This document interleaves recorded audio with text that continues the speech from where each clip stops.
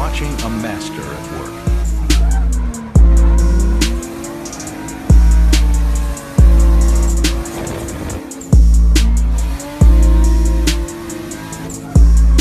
Alright, so today I'm going to be trying to dial in a little bit more angle in the drift car. I went to a drift event yesterday and it kind of gave me a little bit of motivation. So I'm going to do that, take the bump stops that I have on my GK Tech angle kit off and see how much more angle that will net me. I'll show you guys how to measure angle with a protractor and some tape and basics of, alignment and stuff like that. So let's go. Alright guys, so how you want to measure angle on your drift cars, you put the wheel on the ground, obviously it's up, and you measure the face with the protractor here. Whatever, you understand. Here. God dang it, stupid hand. Alright. It's stuck on the freaking ground here. Alright, here we go. So what you want to do is get a face center line of the wheel. Obviously, so it's like touching the face of the wheel. And draw a center line of the center of the wheel. Turn it all the way left. Do the same thing and measure the lead. What you want to do to measure that, once it's done being written, put the center line of the angle at the point where the two lines intersect. Which at this case, it says trailing is about, let's see here, I'm trying to read this if I did it correctly here. Oh, way off here, there you go. Like right there, okay. So trailing is about, where's the degree mark here? It's like 50 degrees. Looks to be right on 50, but I have it limited with the bump stops. So that's trailing. So lead wheel of this wheel is gonna be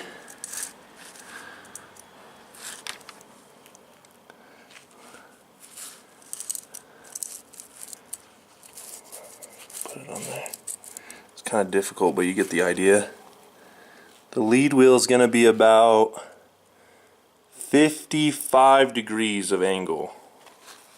So 55 lead, 50 trailing, give or take. So that's about 5 degrees of Ackerman. I don't know what the factory Ackerman built into the version 3 GK Tech knuckles are, but I have it limited with the bump stops like I said. So I'm going to take this wheel off and show you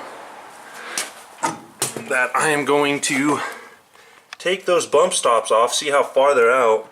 I feel like I'm limiting my angle. Obviously my rack is cut and relocated forward, so the tie rod is already straight when I'm at max lock, so I won't have to worry about that.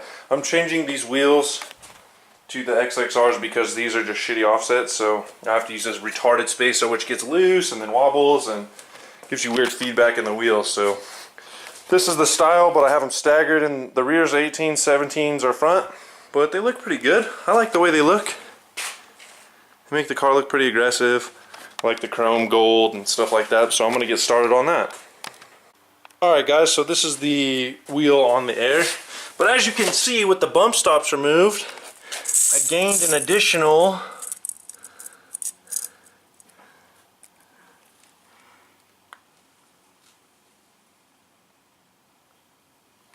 20 degrees. Look at that. I'm going to go off the outside, so 41 to 61. That's 20 degrees my bump stops were limiting me on lead angle. That's nuts because I do so good and I've only spun like twice with the bump stops. Trailing, you can see is, so let's see, trailing's actually probably limited a little bit more. 55 versus, oh maybe not, 55 versus 42. So 13 more degrees on trailing and 21 more on lead. That's nuts.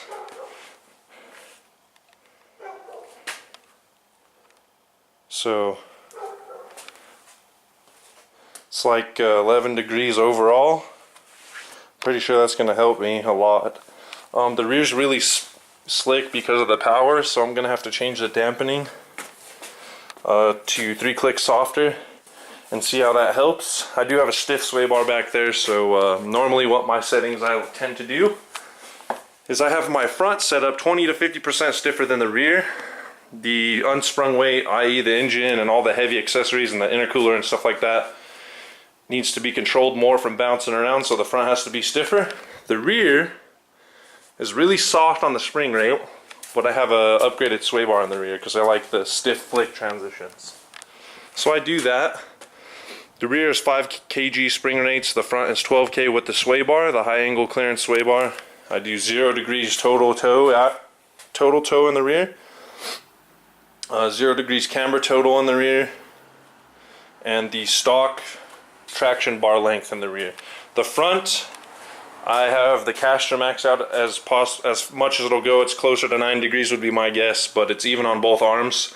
I haven't measured it on an alignment rack because I haven't had one available to me, and I don't really like other people that I don't trust touching my car, especially with components that aren't factory and that nobody really has any experience or knowledge of. It's just a personal thing, my anxiety or whatever. I don't like people touching my stuff. But yeah, the camber in the front is closer to 4 degrees total. I've taken some out with the offset strut tops that GK Tech has. But yeah, so that's that. I'm going to get the new wheels, to swap these tires over to my new wheels, and then see what the offset is of the new wheels to see if they'll cut it without a spacer. Hopefully they will. I ordered them off my calculations. These are 17 by 8 plus, 35 with a 15 mil spacer. So that'd be a 25. Or sorry, a 20 plus 20 offset wheel. So these ones I actually have are 17 by 8 plus 20. So we will see what these end up being for offset. So that will work out good. Alright, so here's what it looks like with the new wheels on. Looks pretty cool. Sticks out pretty good with the 15 mil spacer. So trying to figure out like what I need to do for spacing, because this is a 17 by 8 plus 15, which with the 15 mil spacer, which makes it 0 basically, which I don't know if it's gonna clear without the spacer, and I don't want to use a spacer. That's why I bought these. So this is 17 by 9 plus 35. This is 17 by 8 plus 15. So I don't know what I'm gonna do here, but definitely need to figure out how it's gonna clear. It's gonna be super close. I set the bump stop so it won't rub the ball joint or the tie rod joint gust boot. But with the 15 mil, you can see the freaking tire is gonna go like right there, which is pretty dang close. And I already relocated this brake line. You see the hole? It's moved over one hole. So without that 15 mil spacer, it's gonna probably push into that freaking brake line. So I don't know what to do with that. I just really don't want to use spacers. I don't think they make a 17 by 8 plus 0 or negative 15 or whatever it is. So, especially in a cheap affordable wheel, that looks good and stuff like that. So I guess we'll just see. I might have to keep the spacer. I don't know. I don't know what to do on that. I'll swap one wheel. So I'll keep this wheel and tire on, and I'll swap the other tire off of that wheel onto this one and then compare and see. But as you can see, I know it's up in the air, but still, I mean, that's got to be like 70 degrees right there. It's pretty nuts. looks pretty cool, but yeah,